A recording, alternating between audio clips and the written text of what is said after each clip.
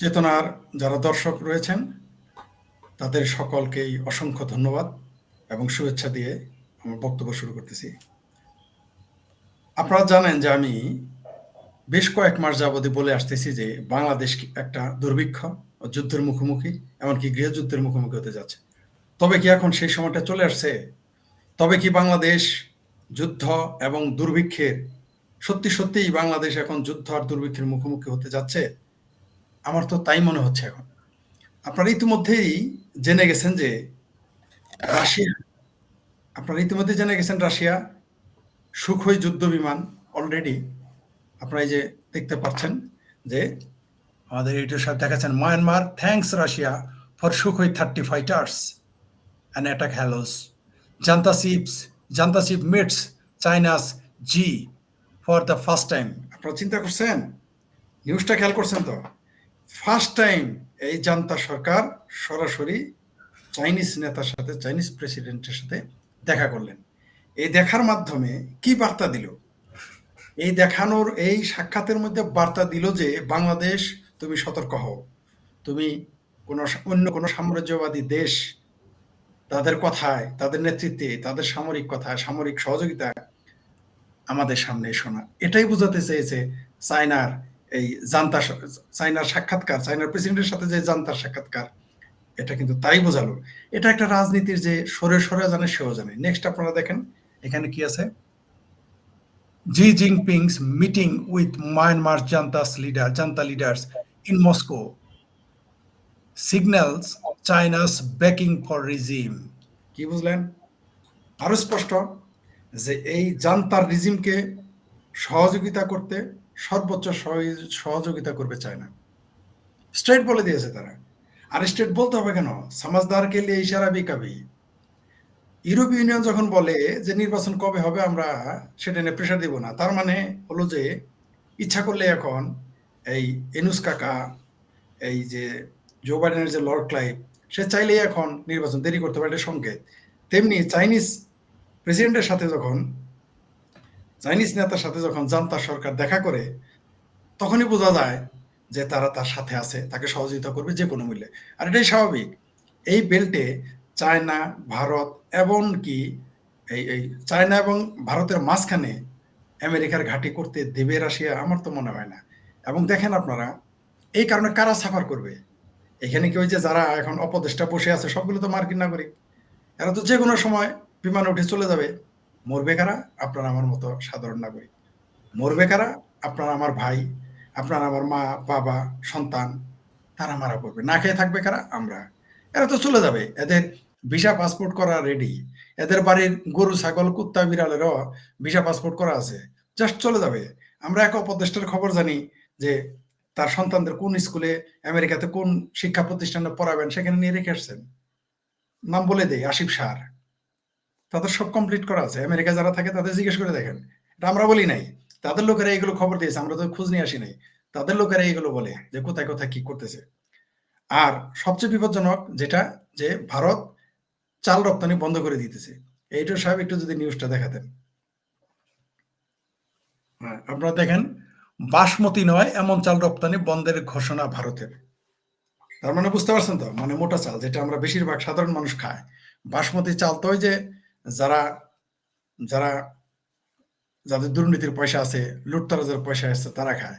কিন্তু আমজনতার তো সবার নাই। 18 কোটি মানুষের তো ধরেন 1 কোটি লোকই বাসমতি চাল খায়, আর 17 কোটি তো বাসমতি খায় না। তাহলে এই যে চাল রপ্তানি বন্ধ, এটা কি বুঝলেন? আমি কিন্তু আপনাদের আগেই বলেছিলাম যে ভারত যেদিন ধরবে এই বাংলাদেশে দুর্ভিক্ষ লাগবে। যখন কালকেও আমার সাথে আমার এক শুভাকাঙ্ক্ষী, আমরা এক সহযোগীর সাথে কথা হলো। আমি বলছি যে রপ্তানি বন্ধ করে দিছে। সে বলল না, চাল রপ্তানি বন্ধ করে নাই। দেখছেন, 24 ঘন্টা পারে নাই। কালকে সন্ধ্যায় আমরা চা কফি খেতে এগুলো আলোচনা করছি। আজকে বন্ধ হয়ে গেছে। তার মানে আস্তে আস্তে আকাশপথ বন্ধ করে দিবে, সকল কিছুই বন্ধ করে দিবে। ভারত আমাদের এমন ভাবে চেপে ধরবে যে আমাদের বের হওয়ার কোনো জায়গা থাকবে না। আমরা যারা এই যে 4 দিনে কলকাতা দখল করতে চান, কলকাতার নামটা উচ্চারণ করতে পারেন না, কলকাতা কর না কলকাতা, কলকাতা দখল করবেন, দিল্লি দখল করবেন 7 দিনে, 24 ঘন্টায় নিয়ে নিবেন চিকেন নেক, যারা এগুলো বলেন প্রস্তুত থাকেন। প্রস্তুত থাকেন যে ভাতে মারা যান কিনা সেই চিন্তা করেন, পানিতে মারা যান কিনা সেই চিন্তা করেন। আপনি যাবেন দেশ দখল করতে। আপনাদের পেয়ারা পাকিস্তানকে কিভাবে পথে বসিয়ে দিয়েছে আপনারা দেখেন নাই? দেখছেন কিনা? যদি দেখে থাকেন তাহলে তো শিক্ষা নেওয়ার কথা ছিল। কিন্তু সাম্প্রদায়িক মৌলবাদী এবং অজ্ঞ মূর্খ এরা কখনো জ্ঞান নেয় না, শিক্ষাও নেয় না। এরা শিক্ষা পায়। তো এরা শিক্ষা পাবে আর কি। সেটাই শুরু হয়ে গেছে। কিন্তু আমরা চিন্তিত যে আমার দেশের মানুষ না খেয়ে থাকবে। আমার দেশে দুর্ভিক্ষ শুরু হবে, আমার দেশে যুদ্ধ শুরু হবে, আমার দেশে গৃহযুদ্ধ শুরু হবে। এটা আমার জন্যে সবচেয়ে বেশি বেদনাদায়ক। এই ডক্টর ইউনূস একটা ১৮ কোটি মানুষের একটা দেশকে পুরো যুদ্ধের মুখোমুখি করে দিয়েছে।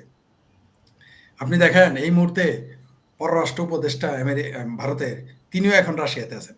যে এডিটর সাহেব, একটু অজিত ধোভাল সাহেব কোথায় আছে একটু দেখান।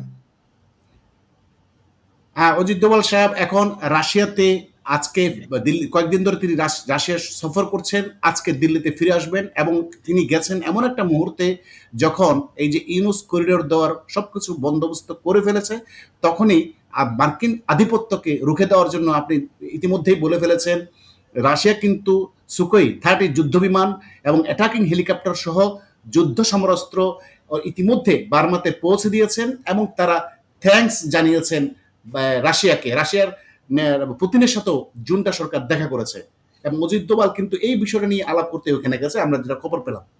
নিঃসন্দেহে, নিঃসন্দেহে। তাহলে বিষয়টা কি দাঁড়ালো? যেইখানে আমেরিকাকে আরাকান আর্মির নামে আমেরিকাকে যে ঘাঁটি দেওয়ার কথা চলতেছে বা করিডোর দেওয়ার কথা চলতেছে, এটা ভারত, রাশিয়া এবং চায়না, এই ৩ বৃহৎ শক্তি। তার মধ্যে ২ টাই পরাশক্তি। আর ভারত আমাদের বৃহত্তর প্রতিবেশী। অর্থাৎ ৩ মোড়লের ডলাডলি আর আরেক মোড়ল আসতেছে আমেরিকা। এই ৪ মোড়লের ডলাডলিতে আমাদের দেশটা কোন দিকে যাবে? আসলে কি বলবো ভাই? মানে নিজের চিন্তাই বাঁচি না ব্যক্তিগতভাবে। তার উপর আবার যখন দেশের চিন্তা করতে হয় এইভাবে, যারা মনে করতেছেন যে শেখ হাসিনাকে তাড়িয়ে চালায় বেহেস্তে চলে গেছেন, কেউ মনে করছে কিন্তু। আপনারা দৃশ্য দেখতে পারতেছেন যে জান্তা সরকারের সাথে চাইনিজ নেতা কিভাবে বৈঠক করতেছেন। এবং কি আসছে? করিডোর বিতর্কের মধ্যেই চীনা প্রেসিডেন্টের সঙ্গে প্রথম সাক্ষাৎ মিয়ানমার জান্তা। ঠিক আছে? একেবারে পরিষ্কার। পরিষ্কার মেসেজ। একটা নির্বোধ বুঝে যে মেসেজ দিয়ে দেওয়া হয়েছে যে এইখানে কেউ আইসো না। ওই আরাকান আর্মির সাথে যতই খেলা, এখন আর খেলা চলবে না। আর এখন রাশিয়া, চায়না এবং ভারত ৩ দেশ মিলে যাতে এখানে বেজ না করতে পারে আমেরিকা, তার জন্য যা করার তারা করবে। কিন্তু জনাব শেখ ফরিদ, ইউনুস তো মার্কিন এই তাদের চাওয়াকে অস্বীকার করতে পারবে না। মার্কিনের যে চাওয়া যে কোনো মূল্যে করিডোর দিবে এবং তারা এখানে বেস স্থাপন করবে। তা ইউনুসের সামনে কি আর কত কোনো গতি নেই না দেওয়া ছাড়া? হ্যাঁ, আপনি ঠিকই বলছেন। ধন্যবাদ এডিটর সাহেব। আপনি ঠিকই বলছেন। তার না দেওয়া ছাড়া গতি নাই। আর গতি দিলেও আর দেওয়ার পরেও তার গতি থাকবে না, গতি থাকবে না। মানে সে এখন পড়েছে ওই যে কেসকি কলে বা ফাটা বাঁশের চিপায়। অর্থাৎ সে যদি তার গতি নাই, বেজ না দিয়ে আমেরিকার সামনে না করতে পারবে না। আবার দিলেও তার গতি থাকবে না। তার পরিণতি, এই ইনুস গ্যাংদের পরিণতি খুব করুণ পরিণতি অপেক্ষা করতেছে। এবং কারণ এই কি যে জাতিসংঘের কাছে ওয়াদা করেছে, মানে ইউরোপীয় ইউনিয়ন থেকে বলেছে, জাতিসংঘকে বলেছে সেই করিডোর দিবে, বিনিময়ে তারা নির্বাচন নিয়ে কোনো কথা বলবে না, সময় দিবে। এই জন্য আপনি দেখেছেন, আপনি বহুবার বলেছেন ইউরোপীয় ইউনিয়ন এখন চুপ, জি, নির্বাচন নিয়ে তারা যতদিন সময় লাগে হ্যাঁ, লাগুক। এর হ্যাঁ, সাথ এর এক্সচেঞ্জ ছিল, বিনিময় ছিল হ্যাঁ, যদি এটাই। বলতেন। যেদিন যেদিন ইউরোপীয় ইউনিয়ন সবচাইতে সভ্য, তারা আমেরিকার চাইতেও সভ্য ইউরোপীয় ইউনিয়ন। যেদিন ইউরোপীয় ইউনিয়ন বিবৃতি দিল যে নির্বাচন নিয়ে তাদের মাথা ব্যথা নাই, তখনই আমার ডাউট হয়ে গেছে যে এই দেশে নির্বাচন আর হচ্ছে না, এই দেশে যুদ্ধের দিকেই যাবে।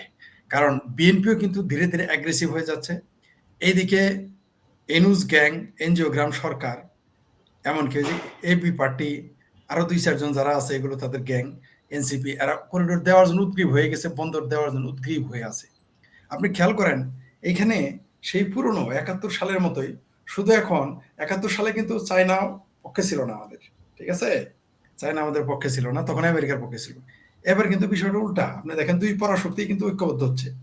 যেহেতু রাশিয়া থেকে মিটিং হচ্ছে, তার মানে কি? রাশিয়া এখানে আছে। তো এই ৩ দেশ, রাশিয়া স্পষ্ট দেখা যাচ্ছে যে রাশিয়া এখানে জায়গা দিবে না। রাশিয়া এটা মেনে নিবে না। রাশিয়া এটা চায়নাও মেনে নিবে না, রাশিয়াও মেনে নিবে না, ভারতও মেনে নিবে না।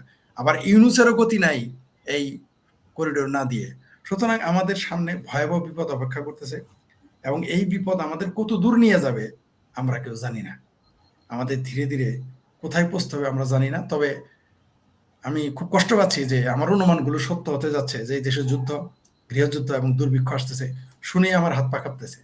কারণ ভারত যদি আমাদের, আমি বারবার বলছি যে ভারত যদি ফুড চেইন কেটে দেয়, যুদ্ধ করবে না ভারত, জাস্ট ফুড চেইনটা কেটে দিবে, অবস্থা খারাপ হয়ে যাবে। আপনি ইতিমধ্যে দেখেছেন যে আমাদের প্রায় ১,০০০ কোটি টাকার লেনদেন হয় কাঁচামালের। কাঁচামাল মানে কি? বীজ। এই কাঁচামাল ১,০০০ কোটি টাকার কাঁচামাল মানে কি? এই ১,০০০ কোটি দিয়ে আমরা ৫০,০০০ কোটি টাকা কামাই। সেটা কিন্তু বন্ধ হয়ে যাচ্ছে আমাদের। কারণ তারা আমদানি বন্ধ করে দিয়েছে। আমদানি মানে তারা ভারতের রপ্তানি বন্ধ করে দিয়েছে শিল্পের কাঁচামালের। পাশাপাশি নাই চাল, অর্থাৎ আপনার শিল্প কারখানা সব ধ্বংস হয়ে যাবে। পাশাপাশি আপনি না খেয়ে মরবেন ভাতের কারণে। আবার বার্মার সাথে সম্পর্ক খারাপ করে ফেলছেন। আপনি আরাকান আর্মির সাথে গাইঠে পিরিতি করছেন, আপনার তো বার্মা চাল দিবে না। তাহলে আপনার পাশে ভারত নেই, বার্মা নেই, চাউল কি আপনাকে তুরস্ক এসে দিবে? পাকিস্তান এসে দিবে? সৌদি আরব চাউল দিবে আপনাকে এসে? না আমেরিকা চাল দিবে? মানে দেশের অবস্থা আসলেই ভালো না। এতদিন এর উপরে রাগ ছিল, গোস্বা ছিল, সমালোচনা করেছি। এখন আমি হতাশ। আমি আমার দেশ নিয়ে, আমার মাতৃভূমি নিয়ে আমি হতাশ। এতদিন শুধু সরকারের চিন্তা করছি যে মুক্তিযুদ্ধের পক্ষের সরকার আসুক। এখন তো আমি দেখতেছি মুক্তিযুদ্ধের পক্ষের সরকার তো দূরের কথা, এখন দেশটাই আমার খাদে পড়ে গেছে। আমার মাতৃভূমি বাংলাদেশ এখন না খেয়ে থাকবে। আমার দেশের মানুষের এখন না খেয়ে থাকবে, এই চিন্তায় আমি অস্থির। এখন আমি সরকারের চিন্তাই তো করতে পারতেছি না। বিশেষ করে যখন আমি এই বার্মার জান্তার সাথে চাইনিজ নেতাদের সাথে দেখলাম, ছবি দেখলাম, আপনি দেখাইলেন, দর্শকরাও দেখলো। আবার রাশিয়ার সুখোই বিমান বার্মাতে পৌঁছে গেছে অলরেডি, মানে চুক্তি করে নাই, পৌঁছে গেছে। তার মানে তারা পুরোদমে যুদ্ধের প্রস্তুতি নিয়েছে। ও আরেকটা ভুলে গেছি, পাকিস্তানের, দেখেন পাকিস্তানের কোন জেনারেল নাকি বলছে, নাকি পাকিস্তানের কোন নেতা বাংলাদেশের সেনাবাহিনীদের প্রশিক্ষণ দিবে। তার মানে দেখেন ১ যুগ ২ যুগ ৩ যুগ মিলে যাচ্ছে। অর্থাৎ এই সেই পাকিস্তান আবার ভাড়া খাটতেছে। এই পাকিস্তান ঠিক যেভাবে আফগানিস্তানকে ধ্বংস করে দিয়েছে, আফগানিস্তানের লক্ষ লক্ষ লোকের মৃত্যুর কারণ হয়ে দাঁড়িয়েছিল, ঠিক বাংলাদেশও আবার ৭১-এ তো তারা মারছে আমাদের ৩০ লাখ, আবার তারা আমাদের মৃত্যুর কারণ হয়ে দাঁড়াচ্ছে। এই পাকিস্তানের এই জান্তা, পাকিস্তানের এই, আসলে তো ওখানে পাকিস্তানের সামরিক শাসকরাই ক্ষমতায়, বাংলাদেশেও এখন তাই। এই জান্তারা মিলে আমাদের দেশটাকে এখন যুদ্ধের মুখোমুখি করে দিচ্ছে ইউনূসের মাধ্যমে। আমাদের এর থেকে বাঁচতে হবে। আমি জনগণদের অনুরোধ করবো, এখনই মাঠে নামেন, এখনই মাঠে নামেন। যদি না নামেন পরে কিন্তু আপনি এই যে ভারত, চায়না, রাশিয়া এবং বাংলাদেশ এবং পাকিস্তানের এই যে ডলাডলিতে জনগণ কিন্তু রক্ষা পাবেন না। পরে কিন্তু মায়ের খাবেন, সোজা হবেন, হাসপাতালে বিনা চিকিৎসায় মারা যাবেন, না খেয়ে মারা যাবেন।